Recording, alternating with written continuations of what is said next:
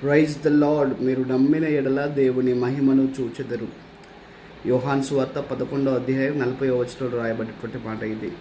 దేవుని మహిమోన్నతమైనటువంటి కార్యాలు మన జీవితంలో మనం అనుభవించాలన్నా, వాటిని చూడాలన్నా మనకు అవసరమైందల్లా వాక్యం చెప్తున్నటువంటి మాట ఏం తెలుసా? విశ్వాసము అనేది అవసరం.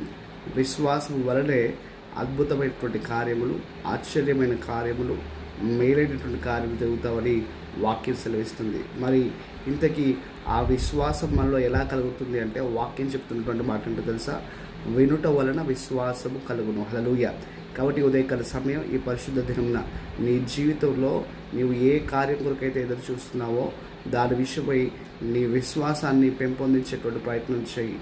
మరొక ఈ దినం ప్రభు సంఘములో సహవాసంలో పాల్గొను. ఆయన వాక్యం చేత బలం నొందుకో, ఆయన మాట చేత దీవెన నొంది నీవు కావలసినటువంటి మేలును పొందుకోవలసిన ప్రభుపేట మనం చేస్తున్నాను.